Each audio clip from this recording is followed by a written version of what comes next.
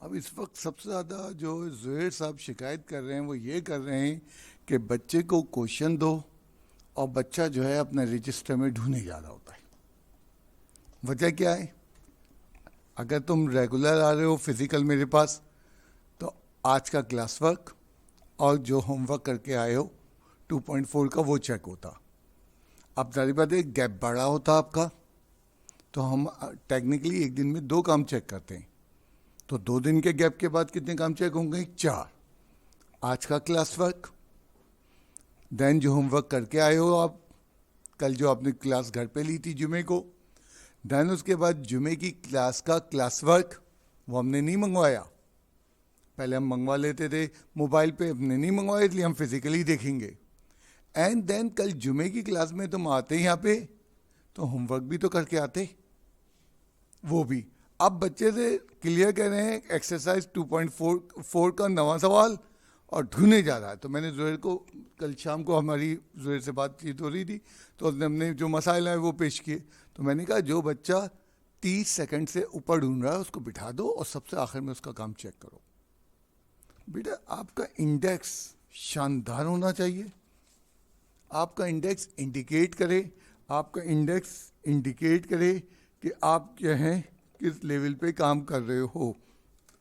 1 minute, setting आपका index बता देता है, एक एक चीज आपका इंडेक्स बता देता है कहाँ है। जब आपसे सवाल पूछा, एंड ये जितना मजबूत होगा तुम्हें सिर्फ काम चेक कराने में नहीं आसानी होगी, तुम्हें आइंदा मुस्तकबिल में भी।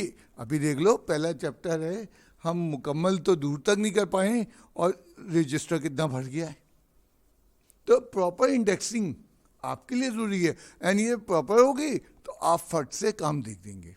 तो मैंने एक प्रॉब्लम बताई है एंड उसका सोल्यूशन ये कर दिया और बच्चे को बिठा दो। अब जैसे इस बच्चे का हमने देखा, ये चीज़ मैंने इससे पहले भी बताई थी, नए आने वालों को शायद ना समझ में आए, ये बड़ा आसान सा काम है। अब ये रजिस्टर इस बच्चे का कंप्लीट हो गया एंड इसने लिख दिया मैंने इसमें क्या क्या किया है। एक प्रॉपर वे है बेटा, जब आपके पास 10 रजिस्टर होंगे फर्स्ट ईयर सेकेंड ईयर के बाद, आप अगले साल में एप्टीट्यूड में जाएंगे, आपको काम आएगा। एंड हर चीज आपको ढूंढनी होगी। एंड यकीन करो, यूनिवर्सिटी वो बच्चे जो कंप्यूटर साइंस में अगले साल जा रहे हैं या इंजीनियरिंग में, ये रजिस्टर उनके साथ यूनिवर्सिटी में 2 साल दौड़ेंगे, ये छोड़ेंगे नहीं उन्हें। हाँ, अगर तुम IBA वगैरह की तरफ जा रहे हो वहाँ थोड़ा शायद जरूरत पड़ेगा, फिजिक्स का नहीं रजिस्टर की जरूरत पड़ेगी इंजीनियरिंग में। कंप्यूटर साइंस में फिजिक्स ना केमिस्ट्री किसी की नहीं, मैथमेटिक्स से खुलेंगे। एंड 2 साल 4 सेमेस्टर निकालने के बाद ये रजिस्टर भी बंद होना शुरू होंगे। ये तुम्हारे इतने कीमती रजिस्टर हैं, अगर तुम इंडेक्स प्रॉपर बना लो तो। ये तो मैंने पहली बात की, हमें एक जो प्रॉब्लम आ रही है, कुछ लोग धड़ाधड़ एप्टीट्यूड टेस्ट वालों को ज्वाइन कर रहे हैं। बेटा मैं एप्टीट्यूड की मिसाल ये देता हूँ, वो लाके बस अड्डे पे बस वाला खड़ा करता है, गाड़ी आखिरी गाड़ी है जा रही है, आ जाओ आ जाओ, इसके बाद गाड़ी नहीं है, एंड इसके बाद दूसरी गाड़ी आ जाती है। वो तुम्हें बौखलाएंगे और तुम बौखलाओगे और वो पंछी पकड़ना है। सोचो क्या करना है। कंप्यूटर साइंस जा रहे हो बेटा, एप्टीट्यूड तो मैं दे रहा हूं तुम्हें, वो तो शॉर्ट करना सिखा रहा है। अब आपकी नॉलेज नहीं है, आप एप्टीट्यूड में बैठ गए, मैं तो हैरत से तुम्हें देख रहा हूं। अब मिसाल के तो एप्टीट्यूड वाला पढ़ाएगा क्या, अगर तुम साइंस में कंटिन्यू कर रहे हो, वो ये बताएगा एडजॉइंट ऑफ एडजॉइंट 3x3 का मैट्रिक्स है, कितनी देर में बनाते थे? याद करो पहले के 9 फैक्टर बनते, को फैक्टर्स बनते थे, फिर उसका ट्रांसपोज बनता था, फिर एडजॉइंट बनता था, फिर दोबारा 9 को फैक्टर बनते थे। 15 मिनट तो मज़े से मज़ा लगता है, 10 मिनट। वो आपको सिखाएगा कि 20 सेकंड में कैसे होता है। वो मैं नहीं सिखाऊंगा, मुझे आता, मैं नहीं बोलूंगा, क्योंकि मेरे यहाँ वो डिस्क्रिप्टिव क्वेश्चन है। अब एक बच्चे को यही नहीं मालूम एडजॉइंट ऑफ एडजॉइंट क्या होता है, और उसको वो पढ़ा रहा है शॉर्टकट, पता नहीं क्या करते। वो बिल्कुल ठीक है। तो मुझे नहीं समझ में आ रहा है एप्टीट्यूड एंड कंप्यूटर साइंस में, खासतौर पे फास्ट में जा लो बेटा, अगर तुमने ये इंटर की मैथ सही पढ़ी है, हो गया तुम्हारा। इस यकीन के साथ मैं बोल रहा हूं, किसी एप्टीट्यूड वाले के पास नहीं जाना पड़ेगा। इंटर की मैथमेटिक्स सही आती है तुम्हें, इंटर की फिजिक्स की नहीं बात कर रहा, इंटर की केमिस्ट्री की बात नहीं कर रहा। तो हमारे एक खलल है। चलो भाई वो गया, मैं भी चला गया एप्टीट्यूड। एक एप्टीट्यूड वाला मुझे बता रहा था 10 साल पहले कि सर उसको ये नहीं मालूम ग्रेडियंट का या स्लोप का फॉर्मूला ये है, और उसने मेरे पास 35,000 रुपये जमा करा दिए एप्टीट्यूड के लिए। मैं उसको पढ़ाऊँ क्या? तो मैं आपसे कह रहा हूँ एप्टीट्यूड तो आपकी इस बुक में है, अभी आपने पढ़ा नहीं है और एप्टीट्यूड चल लो कर लो भाई। मुझे नहीं समझ में आ रहा कौन मशवरा दे रहा हो, क्या उसकी अकल है क्या है, मेरी समझ में नहीं आता। तो इवन साइंस सब्जेक्ट में अगर आप ज्वाइन कर रहे हैं, और पैसा कंप्यूटर साइंस में भाई, और जो अंदाज़ा इस वक्त का मेरा, तुम्हारी लाइफ कम पड़ेगी। कंप्यूटर साइंस इतनी बड़ी फील्ड हो रही है, हर चीज़ को खा रही है, हड़प कर जा रही है कंप्यूटर साइंस। मतलब डिफरेंट इंजीनियरिंग की फील्ड्स और डिफरेंट चीज़ें ख़त्म होती जा रही, कंप्यूटर साइंस हर एक पे काबू में ला रही है। ये वक्त आ गया है। And what is computer science?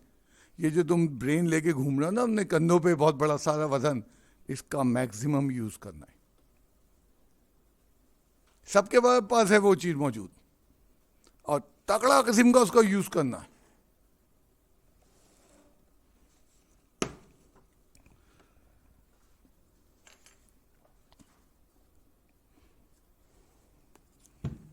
वो एक्सरसाइज 2.3 की एक एग्जाम्पल थी, तुम्हें मैं याद दिलाऊं। उसने कहा prove that in a triangle A B C D A B square plus A C square this where D is the mid point of A B C. अगर तुम्हें याद हो, इसने मिड पॉइंट ओरिजिन पे लिया है and coordinate A0 minus A0। तो मैंने, कुछ बच्चों ने ये छाप ली, तो मैंने उनसे यही सवाल पूछता हूँ कि बेटा तुम्हें कैसे मालूम चला एट ओरिजिन? एग्जाम्पल गलत नहीं की है, बहुत क्लासिकल तरीका, बहुत आसान तरीका है, बट तुम्हें कैसे मालूम हुआ? तो आज मेरा टॉपिक यही है कि एक्सरसाइज 2.3 के सवालात को शॉर्ट तरीके से भी हम कर सकते हैं। एंड उसके लिए मैं कहाँ से टॉपिक लेके आया हूँ? तुम्हारे कल के टॉपिक से। रोम्बस, हमने कहा पैरेललोग्राम के डायगोनल परपेंडिकुलर हो तो उसकी चारों साइडों की लेंथ इक्वल होती है और वो रोम्बस होता है, राइट? यही कल का हमने देखो इंफॉर्मेशन क्या थी। उसने कहा डायगोनल परपेंडिकुलर है। हर पैरेललोग्राम के डायगोनल परपेंडिकुलर नहीं होते, कोई खास पैरेललोग्राम है। अब इस नॉलेज को कि वो पैरेललोग्राम भी हो और उसका डायगोनल परपेंडिकुलर हो, तो एक्स वाई प्लेन में प्लेस करके देखो। मैंने उठा के डायगोनल लगा दिए यहां, दे आर नाउ परपेंडिकुलर। मैं पैरेललोग्राम से ही नहीं चला, तो मैं 2.3 में यही कहता हूं, गिवन इंफॉर्मेशन को पिक करना है। अब कल जो हमने किया एब्सोल्युटली राइट मेथड, उसका आधा मेथड है ये, दिमाग इस्तेमाल करना। वही कंप्यूटर साइंस वाली बात, मैथमेटिशियन अपना दिमाग इस्तेमाल करता है और नहीं करता बेड़ा गर्क होता है उसका। मैंने एंड देखना कितना जबरदस्त दिमाग इस्तेमाल किया। मैंने दोनों डायगोनल इक्वल नहीं लिए, हर पैरेललोग्राम के डायगोनल इक्वल नहीं होते। अगर डायगोनल इक्वल हो जाए तो वो रेक्टेंगल बन जाता है, वो क्या बन जाता है, वो जो है स्क्वायर बन जाता है। तो मैं क्यों लूँ इक्वल? तुम खुद देख लो, ये छोटा है ये बड़ा है। हाँ, मैंने तीसरी प्रॉपर्टी यूज की है, डायगोनल बाइसेक्टिंग ईच अदर, यानी ये लेंथ और ये लेंथ बराबर लिए अंदाजे से, एंड इसी तरह ये लेंथ और ये लेंथ बराबर लिए। यहाँ से शुरू करूँगा। Consider parallelogram with diagonal on the axis and having length 2a and 2b। अब ये सब वर्डिंग लिखना पड़ेगी।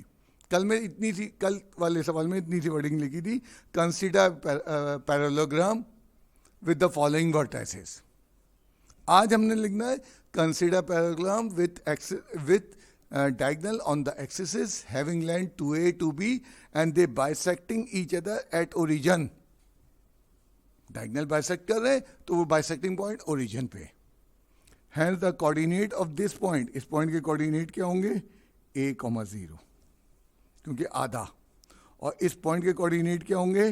-a,0।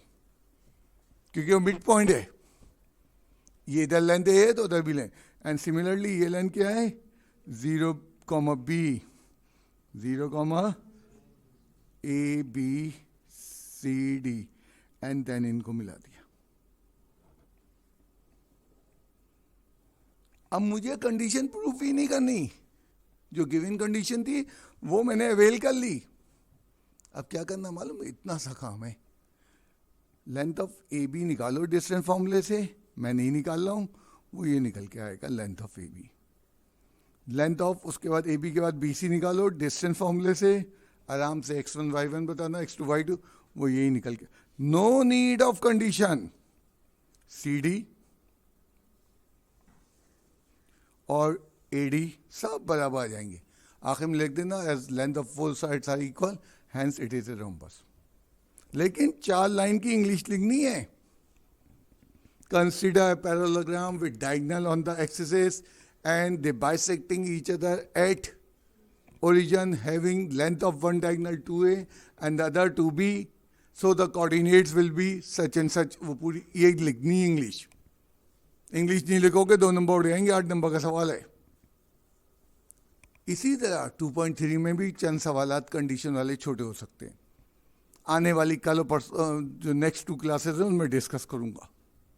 अब 2.3 में तुम बहुत नन्हे थे, मैं इतनी डायरेक्ट बातें करता तुम हिल जाते, तो मैंने तुम्हें थोड़ा सा वक्त दिया, देन मैंने कल आराम से ये करवाया, आज ये कर, ये कंपलसरी नहीं है, आज मैंने लिखा है होमवर्क में, तुम्हारी मर्जी, करना चाहो करो, नहीं करना चाहते नहीं करो, मेरा काम है। मैं अब देखो मेरा काम है इंफॉर्मेशन इल्म देना, वो क्या करेगा, वो तो शॉर्टकट बताएगा। ये अब बच्चे को ये मालूम ही नहीं है कि रोम्बस में क्या होगा, ये सब मैं दे रहा हूं, बहुत छोटा हो जाएगा सवाल।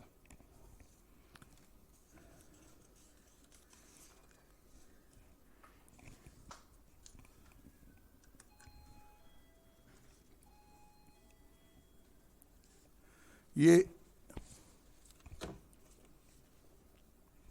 एसी ऑफ कर दो। ये show that the equilateral triangle has congruent angles. Equilateral triangle, कल कुछ बच्चे काम ही नहीं करके आए हुए थे। कल वो एक बच्चा बोलता है 2.4 में कि सर 9वां सवाल घर पे नहीं हो रहा। अगर तुम्हें याद है 9वां सवाल के साथ 10वां सवाल था, एंड मैंने 2.4 की लास्ट जो क्लास ली थी ऑनलाइन, उसमें मैंने क्लास वर्क में करवाया था। अब जब 10वां कर लिया तुमने, तो 9वां कैसे मुझे करो नहीं हो रहा। इसका मतलब तुमने, क्योंकि बीच में फिर फीस कलेक्शन का हफ्ता आ गया, हमने 15 दिन 10 दिन बाद काम चेक किया, उसने काम ही नहीं किया। बहुत डेंजरस लोग हैं, बहुत डेंजरस लोग हैं। एंड मेरा एक सादा सा फॉर्मूला है, 15 दफा काटो, जब मैं मानूंगा तुमने सवाल अटेम्प्ट किया है, काटो 15 दफा, मुझे गिनवाओ, एंड 13 हुआ तो मैं मजीद दे दूंगा 30 दफा करने के लिए। काम चोर काम नहीं कर रहा और कहानियां सुना रहा है। ये तो बड़े प्यार से जुमला आ जाता है ना कि ये हो नहीं रहा। ओ भाई तुझे कैसे पता है ये हो नहीं रहा? और जबकि मैं एक एक चीज हिसाब किताब करके दे रहा हूं कि कैसे नहीं होगा। अब ये बड़ी तबाही है जो हम क्लासेस ब्रेक कर रहे हैं, इसमें वो एक दिन बैठता है ऑनलाइन और काम नहीं करता, काम चोर। और आज तो वीकेंड है, एक तबाही और बर्बादी का दिन, 4 दिन की छुट्टियां जा रहे हैं, बल्कि कुछ तो 5 पे जा रहे हैं। इक्विलेटरल ट्रायंगल जिसकी तीनों लेंथ बराबर है, मेरे तो वही पसंदीदा ट्रायंगल है मेरे पास।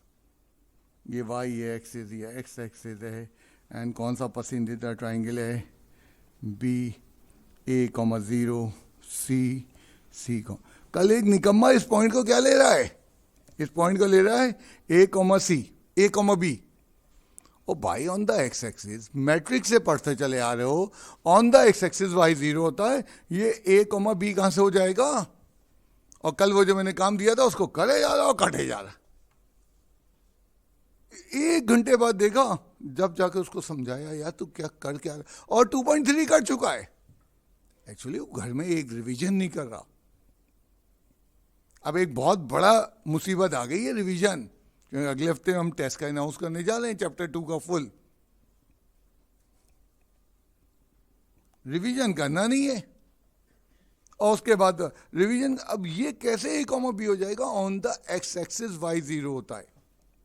तो मैंने एक ट्रायंगल ले लिया और उसके बता दिया है कि उसकी तीनों length A B A C B C बराबर है। क्या प्रूफ करना है? प्रूफ ये करना है angle A congruent to angle B congruent to angle. ये कॉन्ग्रुएंट क्या होता है?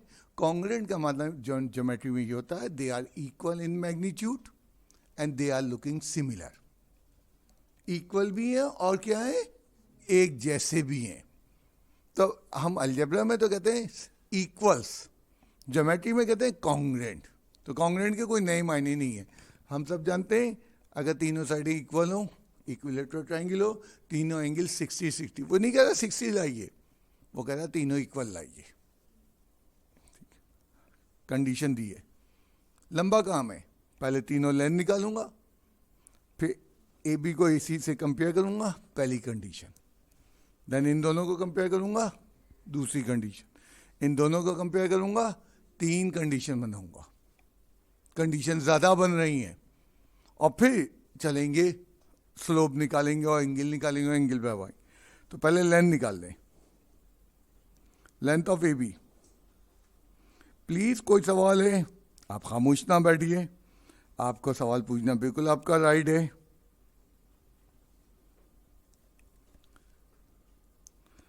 मतलब मुश्किल टाइम है, अगर मुश्किल टाइम में भी आप तफरी कर रहे हो अपने आप से, बिल्कुल कर सकते हो आप तफरी। मैंने थोड़ा तेज काम किया है और ए बी की लेंथ आ गई। लगे हाथों ए बी का स्लोप भी निकाल लूँ, क्योंकि आगे चल के स्लोप की भी जरूरत पड़ेगी। तो स्लोप भी इस डेटा से निकल सकता है। इस स्लोप को मैंने m1 कह दिया है, और ये क्या होगा 0 - 0। ये मुझे पहले ही मालूम था स्लोप 0 आएगा, क्योंकि line parallel to x axis या ऑन द एक्स एक्सिस उसका स्लोप 0 होता है, लेकिन करके दिखाया। लेंथ ऑफ ए सी,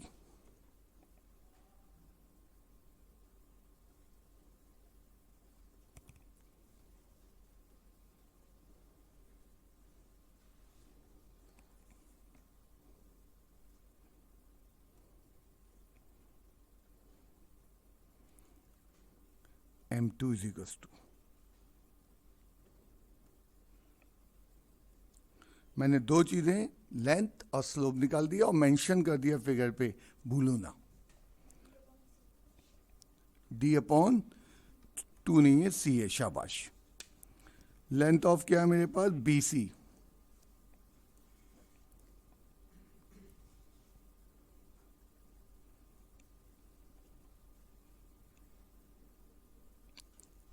मतलब इतने खराब हालत में, अल्लाह ना करे तुम में से कोई अपने आपसे मजाक करना चाहता है, it's very good.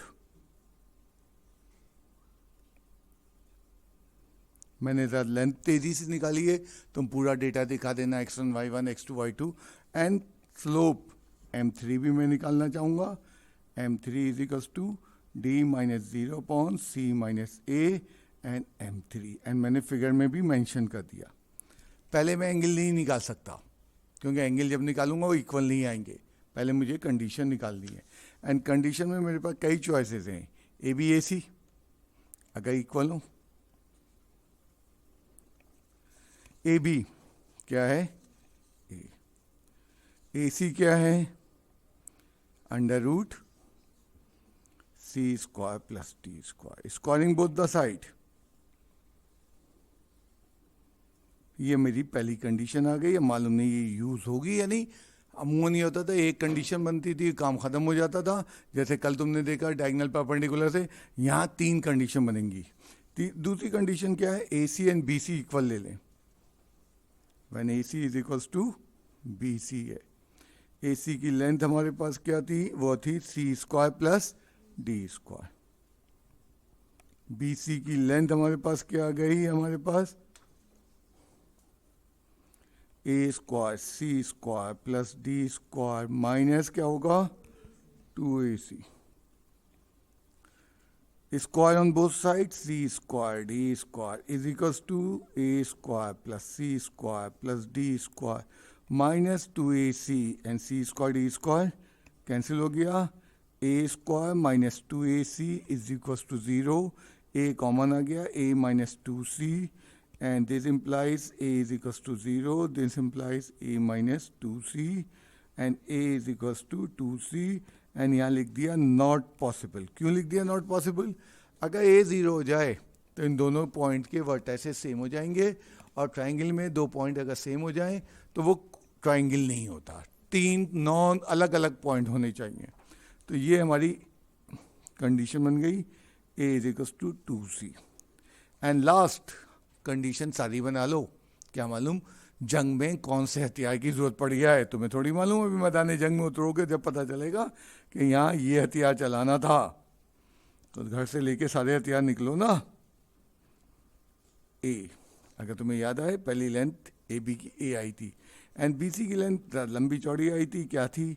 A square plus C square plus D square minus 2ac. अगर तुम्हें बी सी की लेंथ याद नहीं हो तो मैं ही तुम्हारी लीड कर. And squaring on both side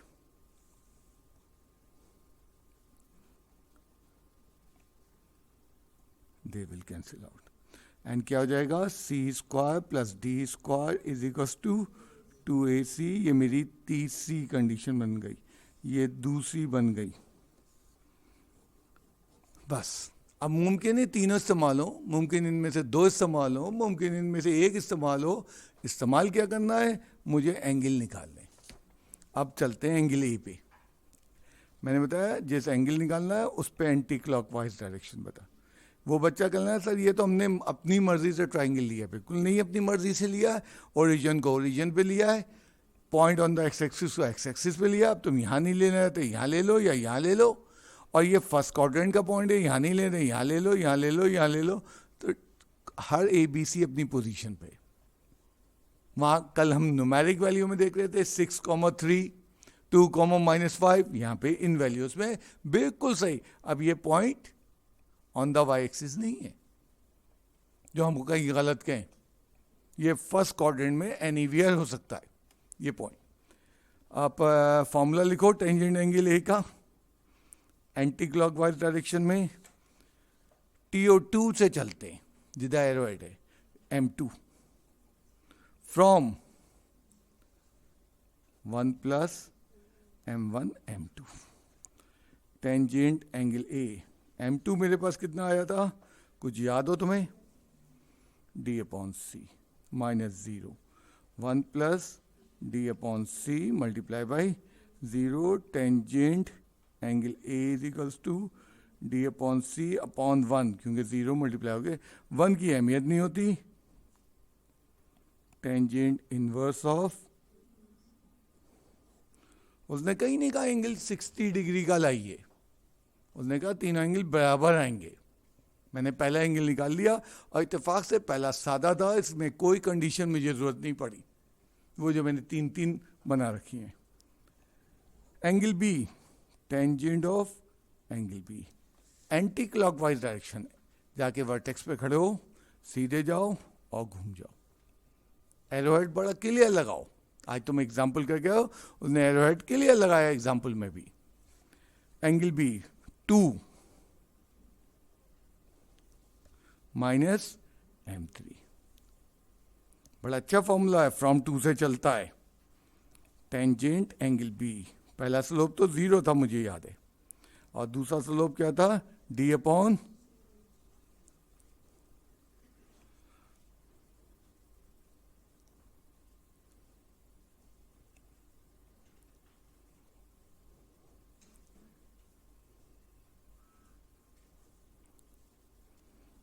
सालों पहले मुझे एक बच्चा मिला.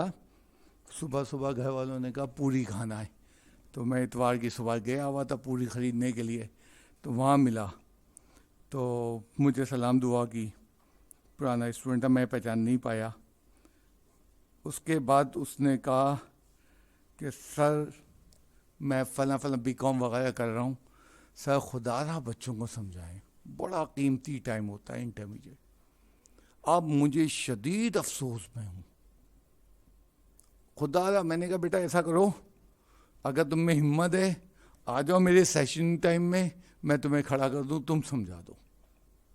काश इनके समझ में आ जाए कि इस वक्त जान लगाना हमने, आप जान नहीं लगाओगे तो मुसीबत में आ जाओगे। ये माइनस मैंने इस डिनोमिनेटर से मल्टीप्लाई कर दिया, ये 1 तो बेचारा गायब हो गया। एंड यहां पे ये एंगल सेम नहीं आया, तो मैंने कंडीशन देखी, मेरे पास बड़ी अच्छी अच्छी कंडीशन, एक इसके बराबर है, तो हमारे भट्ट साहब मदद को आ गए। ये भट्ट साहब बड़े अच्छे हैं, बुरे वक्त में काम आते हैं। ए की वैल्यू 2c, तो जिंदगी फिर मौका नहीं रहेगी। Angle B is equals to tangent inverse of D.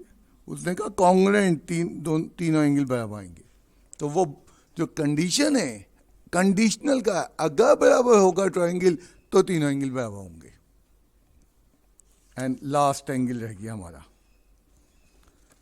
उसको भी निकाल लें। अच्छा, इसी के पीछे निकल जाए। Tangent angle C, anti clockwise direction बताना, वर्टेक्स पे आ जाओ, ये 12 बजता, ये उससे चलना शुरू हो जाओ, यहां से तस्वीर करो और घूम जाओ। अब क्या है, 2 TO2 जिधर जा रहे हो M3 minus M1 M2, excellent. Tangent angle C, M3 कितना है, M3 मेरे पास है D/C माइनस ए, D/C माइनस ए। M2 कितना है मेरे पास, D/C upon 1 plus D/C minus A into D/C। मैं इन दोनों में D कॉमन ले रहा हूँ। अपने अपने तरीके हैं सॉल्व करने के, तुम्हारा तरीका ठीक है, मेरा भी तरीका ठीक है। 1/C minus A minus 1/C divided by LCM लेना, C minus A into C minus A into C plus D square.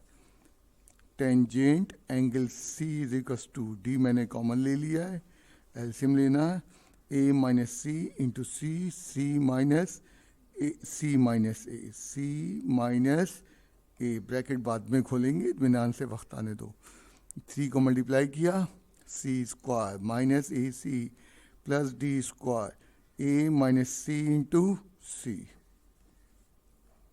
Tangent angle C is equals to D times of C minus open करा plus minus C और minus plus A upon क्या हो जाएगा, C square plus D square minus AC। मरहूम खूबियों के मालिक निकले, चले गए फटाफट। Tangent angle C is equals to AD, ये A into D upon C square D square minus AC। Condition याद करो, कंडीशन याद करो, C square plus D square किसके बराबर है, A स्क्वायर। अब उस एंगल को छोटा करना है जो इतना भारी भरकम आ गया है। क्या बताया था, 2AC, अच्छा A square, sorry, A square minus AC। Tangent angle C is equal to, क्या कॉमन आया, A कॉमन आया, शाबाश, A माइनस C। और कुछ याद है हमारे पास, वो क्या था, एक और कंडीशन थी, एक इस जगह पे 2 कंडीशन लग रही है, बट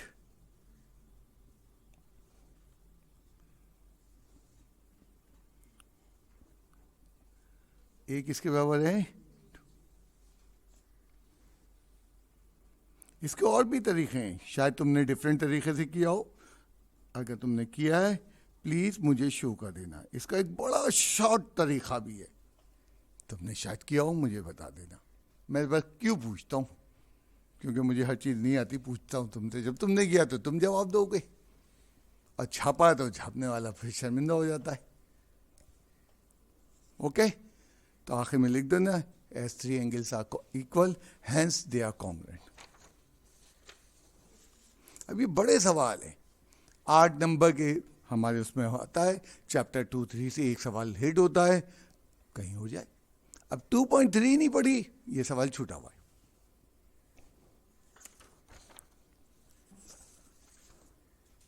कल तुमने क्लास वर्क में एक सवाल किया था, if a line joining the mid points of the 2 side of the triangle then it is parallel to the 3rd side and half as long. मेरे वक्तों में थ्योरम थी, 30 थ्योरम थी, एंड हमने एक एक की थी, और फिर मैंने 90s तक पढ़ाई है वो बुक, सब पूरी थ्योरम पढ़ाता था, एक एक एक्सरसाइज करवाता था। मैट्रिक पढ़ाई है मैंने आखिरी बैच 90 तक। फिर ये तुम लोगों की नई बुक आ गई जो बड़ी थी, और मैथमेटिक्स के टीचर कम पढ़ गए इंटरमीडिएट के, तो फिर मैं इधर आ गया।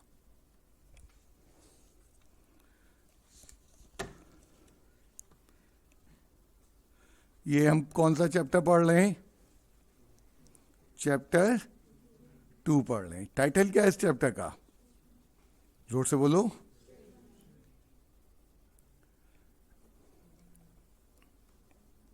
Straight line. अभी तक हम 4 एक्सरसाइजेस गुजार गए, करीब करीब से गुजर रहे हैं लाइन के, जिक्र हो रहा है लाइन का, लाइन ड्रॉ हो रही है। लाइन का फॉर्मूला क्या है अभी तक उस पर बात ही नहीं हुई। अब हम आखिरी एक्सरसाइज में, जिनमें 20 सवाल हैं, और जो उम्मीद है अगर सब कुछ खैरियत रात जुमे को ख़त्म हो गई, और जुमे को हम चैप्टर 3 में चले आएंगे। अब हम बाकायदा खुल के आ गए लाइन पे। लाइन का फॉर्मूला 7 फॉर्मूले दिए हैं, 1 2 3 4 5 6 7 फॉर्मूले दिए हैं। अगर ये हो तो ये, अब ये 7 फॉर्मूले पहले समझाऊंगा, ड्राइव नहीं करेंगे आज, और फिर उनको मैं इस्तेमाल करके दिखाऊंगा। पहले फॉर्मूला, वैसे ये पहला कोई नहीं है, मैंने अपने लिए गिनती में के लिए लिखा है, तो कभी नहीं कहना formula number 3, there is no formula, हर फॉर्मूले का नाम है। इसको कहते हैं स्लोप इंटरसेप्ट फॉर्म या ग्रेडियंट फॉर्म ऑफ लाइन।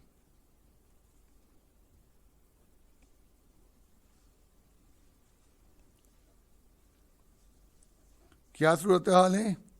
अगर एक्स वाई प्लेन में एक लाइन, ये लाइन है एल, एम उसका स्लोप है, और उसका वाई इंटरसेप्ट, वाई इंटरसेप्ट जो है बी से रिप्रेजेंट होता है। इस फॉर्मूले में कुछ खास वजह है, 1-2 क्लास में बता दूंगा कि खास वाई इंटरसेप्ट को यहाँ सी से रिप्रेजेंट किया है।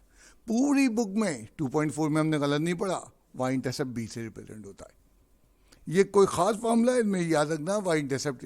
तो फॉर्मूला क्या है? Y is equals to M x plus C. वो लोग जो कैम्ब्रिज से आए या आगा खां बोर्ड से आए, तो स्लोप इंटरसेप्ट फॉर्मूला उन्होंने वहाँ अपने मैट्रिक में पढ़ा हुआ है, Y is equals to M x plus c. हर लाइन में एक्स वाई तो लाजमी होगा। तुम ग्राफ बना लो, उस इक्वेशन से मैं एक्स वाई निकाल दूँ, वो इक्वेशन ही नहीं रहेगी। तो बैकग्राउंड में देखो एक्स वाई तो होगा ही होगा। हाँ, कुछ ये चीज़ें भी आ रही हैं। हाँ, एक लाइन में कल मैंने बताया था एक्स नहीं होता, line parallel to y axis में। मैंने कहा था अगर line parallel to x axis है, एक्स नहीं होगा, line parallel to y axis है तो वाई नहीं होगा। तो वो चीज़ें अपनी जगह पे मौजूद है, बट ये आम लाइन की बात कर रहे हैं, पैरेलल की नहीं। आज का दूसरा फॉर्मूला, मैं सिर्फ अपनी गिनती गिनने के लिए 1 2 3 लिख रहा हूँ, ये सीक्वेंस कोई नहीं है, सारे फॉर्मूले बुक में दिए हैं, आज के लेक्चर में भी दिए हैं। आराम से उतार लेना पहले, फिर क्लास वर्क शुरू करना। आज का दूसरा फॉर्मूला क्या है? Double intercept form of line.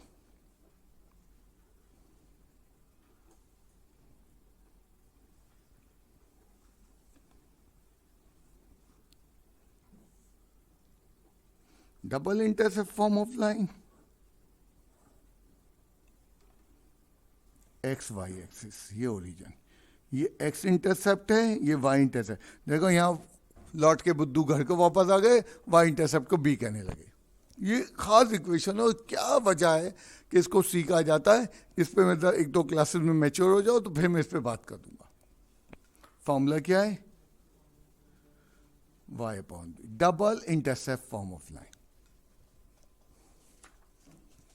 Then perpendicular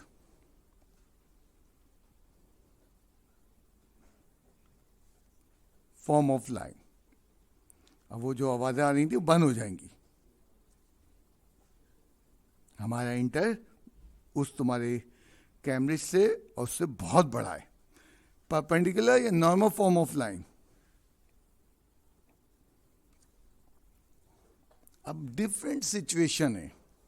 एक लाइन एक्स वाई प्लेन में मौजूद है, एक्स इंटरसेप्ट नहीं ले रहा, वाई इंटरसेप्ट नहीं ले रहा, बल्कि मैं अजीब सा काम कर रहा हूं. ओरिजिन से ये लेंथ बता रहा हूं, लेंथ ऑफ परपेंडिकुलर. ओरिजिन से लाइन कितनी दूर है और उस परपेंडिकुलर का एंगल बता रहा हूं. देखना, लाइन का एंगल यहां होता है जिसे एंगल ऑफ इंक्लिनेशन कहते हैं. तो मैंने perpendicular, alpha is the angle of perpendicular. Formula क्या है, x cos alpha excellent, y sine alpha is equal to p. Perpendicular form of line. Perpendicular form of x and y के बगैर नहीं होगा. देन उसके बाद एक और ले लें में, चौथा वो है point slope formula.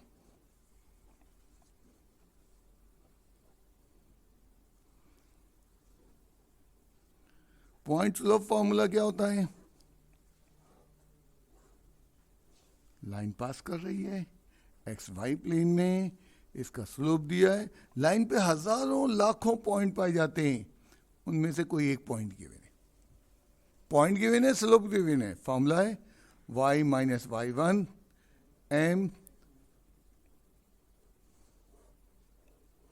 Point slope formula. अब ये फॉर्म और ये फॉर्म एक अलग अलग है. तो हमें जब सवाल मिलेगा तो हम ये देखेंगे, ये हमें फॉर्मूले याद होंगे, हमारा दिमाग जाएगा इस डेटा पे कौन सा फॉर्मूला फिट हो रहा, एंड वो काम करेंगे. ये कितनी हो गई है, 4 हो गई है. अब ये 5वीं, ताकि मुझे गिनती पूरी याद रहे. 2 पॉइंट फॉर्मूला. अब 2 पॉइंट दिए हुए फॉर्मूले में, ना स्लोप दिया है ना इंटरसेप्ट दिया है. कोई लाइन है कहीं से गुजर रही है, उसके ऊपर 2 पॉइंट दे दिए गए, एक x1 y1 और एक x2 y2. y minus y1 y2 minus y1 upon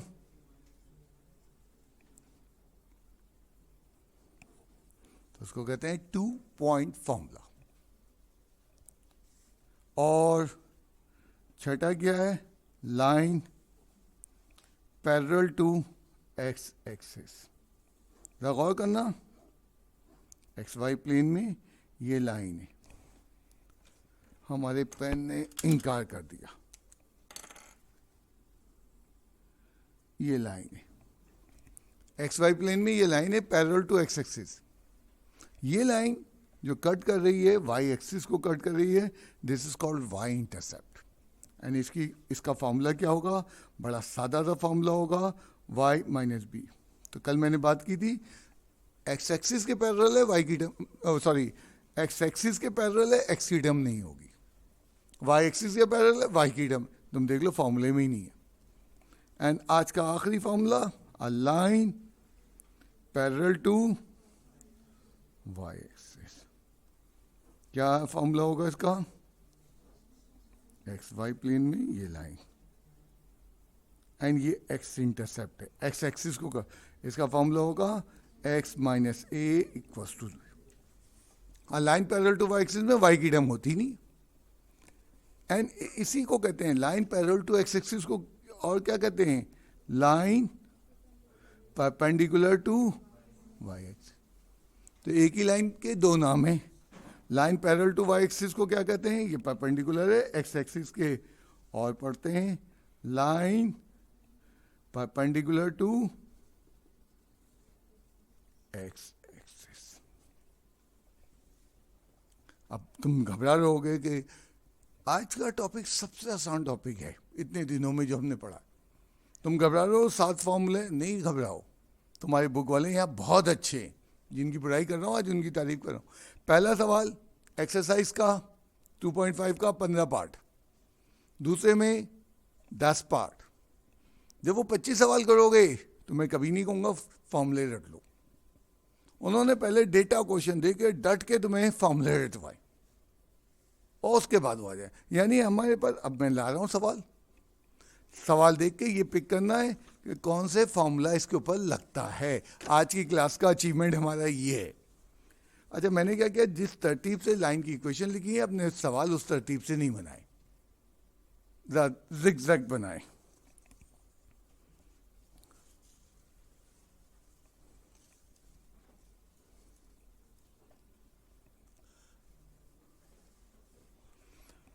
Find the equation of the line through this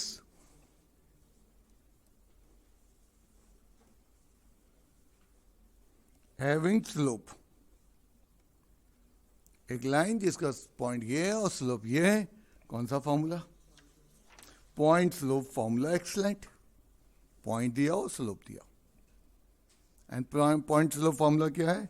y minus y1 m x minus x1। y minus y1 m 5/3 x minus x1 y plus 7 5/3 x minus 6 3y plus 21 3 cross multiply हुआ 5x minus 30 minus 5x plus 3y plus 21 plus 30। तमाम equation को एक तरफ shift कर लिया बड़ी तेज़ी से, और प्लस 3y प्लस 51। पूरी इक्वेशन को माइनस से मल्टीप्लाई कर दिया क्योंकि पहली टर्म नेगेटिव ना हो। तो अब आंसर लिखने का तरीका सुन लो।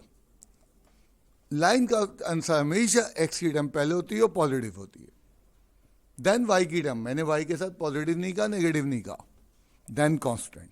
कांस्टेंट के साथ मैंने पॉजिटिव नेगेटिव नहीं कहा, मीन जो भी sine x should be positive. ये तुम्हारा आंसर है 2.5 का, ये सवाल है 3.1 का। यूं है चैप्टर, उड़ जाओगे 3 चैप्टर में, सारे 2 के फॉर्मूले 2.1 से लेके 2.5 तक कूद पड़ेंगे और 3 के अपने आ जाएंगे।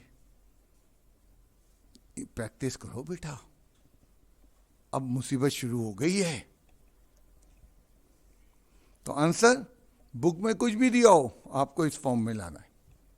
बुक में कुछ सवालात के जवाब उन्होंने हौच पौच छोड़ दिए हैं, हमें सही करना है। और तमाम आंसर्स में लाइन की मैं पहले ही कह चुका हूं एक्स एंड वाई में आएंगे। तुम ग्राफ बना दो लाइन का, इक्वेशन में एक्स वाई ना हो, नामुमकिन ग्राफ बन जाए तुमसे।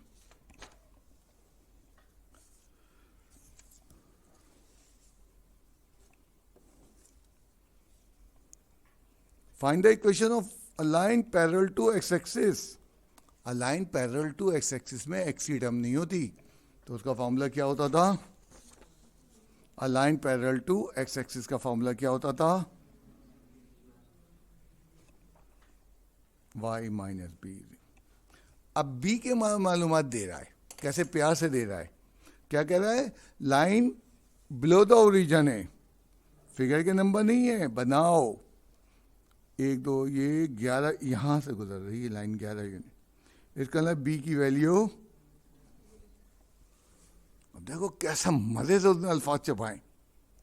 बिलो द ओरिजिन नेगेटिव होता है,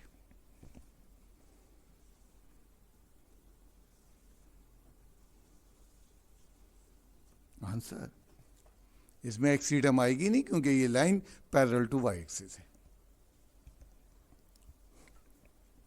मतलब आज का होमवर्क ज़्यादा से ज़्यादा 35 मिनट में हो जाएगा, कोई मसला नहीं है, लेकिन उसका आउटकम ये फॉर्मूले याद होना चाहिए आपको। अच्छा भाई, तुम भी फारिग आ जाओ। Find the equation of line having x intercept and y intercept. X intercept दिया हुआ है और क्या दिया हुआ है? वाई इंटरसेप्ट दिया हुआ है। कौन सा फॉर्मूला है? जोर से बोलो, ठीक बोले। Double intercept form of line, x upon a plus y upon b is equal to 1। ये सारे फॉर्मूले चैप्टर 3 में रेशियो थ्योरम चैप्टर 3 में है, एक्सटर्नल इंटरनल डिवीजन चैप्टर 3 में है, सब चीजें चैप्टर, स्लोप, परपेंडिकुलर की कंडीशन, पैरेलल की condition, angle between the line का फॉर्मूला, ये तो एक ही है। हाँ, वहां की साइड और एडवांस होगी। फर्स्ट ईयर की मैथमेटिक्स थ्योरेटिकल है, बहुत कम एप्लीकेशन लगती है। सेकेंड ईयर में इक्का दुक्का चैप्टर थ्योरेटिकल है, 99% एप्लीकेशन लगते हैं। तुम देख रहे हो, हर चीज को हम फॉर्म बना देते हैं, प्रैक्टिकल दिखा देते हैं, ये देखो ये मैट्रिसेस की मल्टीप्लिकेशन, कोई प्रैक्टिकल यूज ही नहीं है। हाँ, फिर उसको इस्तेमाल कर दिया दीगर चीजों में, बट कोई वर्ड प्रॉब्लम या कोई एप्लीकेशन ही नहीं दिखी, तो वो ड्राई है थोड़ी। साइमल्टेनियस इक्वेशन सॉल्व करना 3.8 में सीख लिया, सेकेंड ईयर में जब ये दोबारा आएंगी ये बोलेंगी, जैसे अभी बोला, लाइन को सर्किल कट कर रही है, एक क्वाड्रेटिक और लीनियर एप्लीकेशन है ये।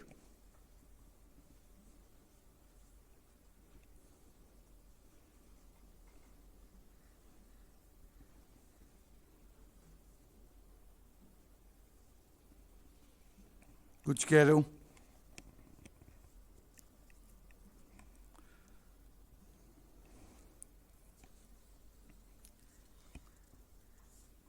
अच्छा, ये यहां क्यों रख दिया, ये यहां क्यों रख दिया, ये यहां लाना है। Find the equation of line parallel to y axis. Parallel to y axis का फॉर्मूला अगर तुम्हें याद दिलाऊं, पैरेलल टू वाई एक्सिस का फॉर्मूला यहां होना चाहिए, ये आ गया। ए चाहिए, ए क्या ही है, अब मुझे बताओ ए कैसे मिलेगा। उसने कहा कि ये फिगर की जरूरत नहीं है, समझा दूं। उसने कहा ये पॉइंट फोर्थ क्वाड्रेंट का है, x positive and negative, and a line parallel to y axis ये गुजर रही है, एंड ये लाइन चाहिए मुझे, तो नोट करो ये 5 है, और ये लाइन यहाँ से यहाँ तक नीचे की तरफ जो है -6 है, तो एक इसके बराबर है 5। तो कुछ बच्चे बोल रहे थे, मेजॉरिटी नहीं बोल पा रहे थे। अब वो कह रहे हैं मैं इंटरसेप्ट आपको खुल के नहीं दूंगा, घुमा घुमा के दूंगा, 11 यूनिट बिलो द ओरिजिन, हर चीज बता रहा वो, लेकिन खुल्लम खुल्ला नहीं बता रहा। एंड ये चीज और बुरी हो जाएगी, ये सवाल जब चैप्टर 3 में आएंगे मुसीबत आ जाएगी बच्चे पे, क्यों 2 भी भूल चुका होगा, और वहां उसका पैमाना जरा स्केल बड़ा होगा। बेटा मतलब छोड़ दो बाहर हालात के, अपने हालात ठीक करो और लग जाओ, जुड़ जाओ, रोजाना रिवीजन का बनाओ टाइम, आधा आधा घंटा या 1 घंटा।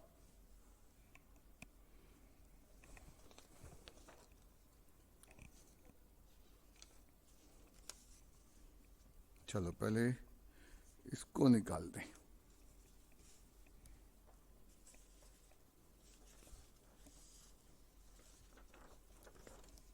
आज का पहला फॉर्मूला जो मैंने लिखा था, double intercept form of line, जिसमें वाई इंटरसेप्ट को मैंने सी कहा है, मैंने नहीं कहा, तुम्हारी बुक वालों ने कहा है। Y intercept and slope, y is equals to mx plus c।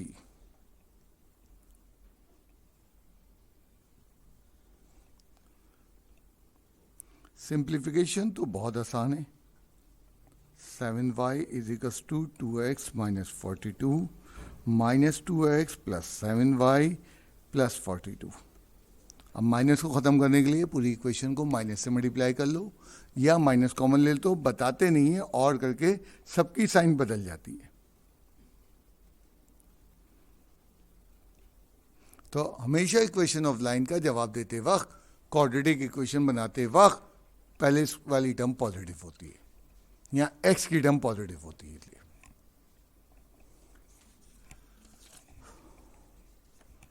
और एक सवाल है अभी टाइम, इंशाल्लाह वक्त से पहले ही खत्म हुआ। ये कौन सा फॉर्म है? Perpendicular form of line. इसमें ओरिजिन से लाइन कितनी दूर है इसको कहते हैं लेंथ ऑफ परपेंडिकुलर, और परपेंडिकुलर का एंगल। तुम देख लो दोनों चीजें दी हैं। लेंथ ऑफ परपेंडिकुलर को पी से रिप्रेजेंट करते हैं। देखो लेंथ है, यूनिट्स लिखे हुए उसने, एंड अल्फा है, थीटा नहीं है ये एंगल।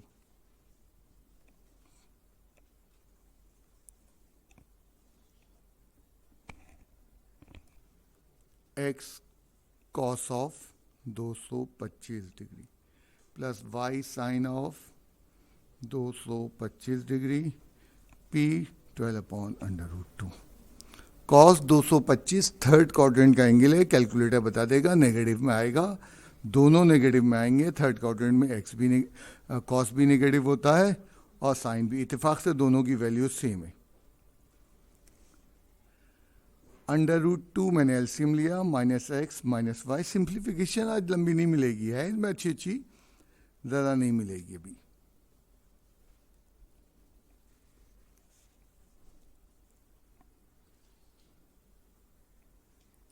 x + y + 12 = 0।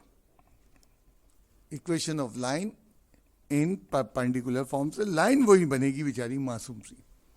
अब इस लाइन को देख लो और इस लाइन को देख लो, तो मैं अंदाजा नहीं है डिफरेंट फॉर्मूलों से आई है। तो उन्होंने हर सिचुएशन पे एक फॉर्मूला बना दिया है, एंड इस सिचुएशन को देख के नियरेस्ट फॉर्मूला पकड़ लो। वो थोड़ा सा ध्यान में बिठाना पड़ेंगे, और इंशाल्लाह इतने सवाल करने के बाद हो जाएगा। आज के आखिरी सवाल पे तो मैं ले आऊं।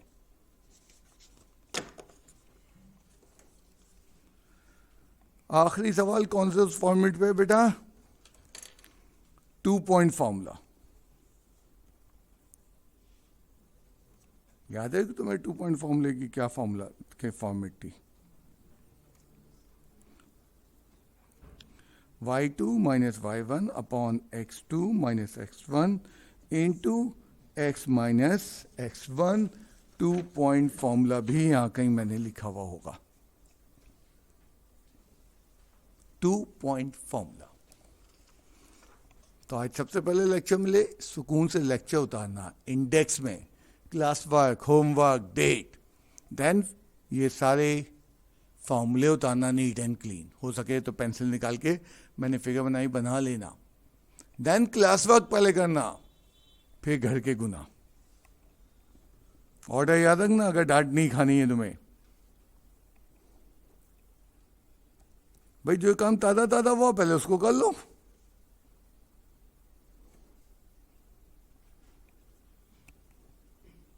और ये जो चेकर्स होते हैं इनकी 2 घंटे की ड्यूटी होती है, 4 बजे से शुरू होती है, 6 बजे ख़त्म हो जाती है। तो 6 बजे जब इनकी छुट्टी हो जाएगी तो मेरा फॉर्मूला, मैं भी चला जाता हूँ छुट्टी पे। अब 1 2 4 बच्चे बैठ छोड़ दो, फिर रात के 8 बजे मैं भी फ्रेश होकर आराम से आता हूँ। हम क्या करें, कोताही आप में सारा, हाँ सारी क्लास बैठी हो तो मैं मेरे अंदर कोताही है।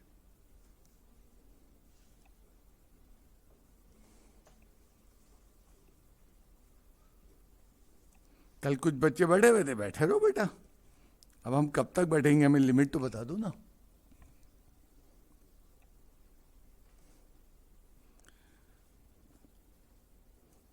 आप काम नहीं करके आ रहे हो तो आप भुगतोगे।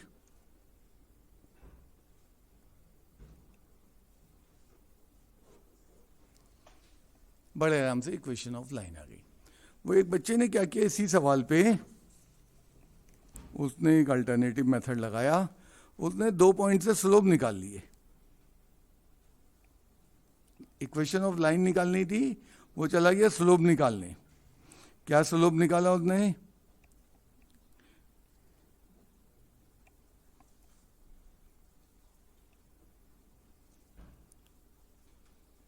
स्लोप आ गया, देन उसने कहा ये स्लोप आ गया और एक पॉइंट, दूसरे पॉइंट को भुला दो और वो वाला फॉर्मूला लगा दो पॉइंट स्लोप वाला।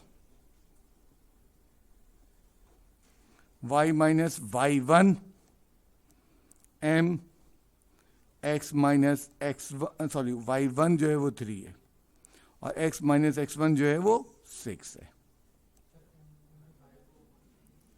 जोर से बोलो।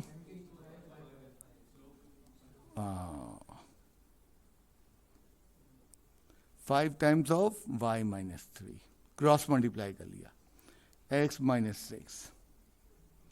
5y minus 15 is equals to minus 2x plus 12, and 2x plus 5y minus 15 minus 12 is equals to 0. 2x plus 5y minus 27. Answer same आया. क्या ये दुरुस्त है? बिल्कुल दुरुस्त तरीका है. ये थोड़ा लंबा तरीका है, तुम्हें शायद नियम महसूस नहीं हो रहा, लेकिन कंपैरेटिवली लंबा तरीका है. इसीलिए उन्होंने 7 फॉर्मूले बनाए. भाई नियरेस्ट फॉर्मूला पकड़ो, जाओ.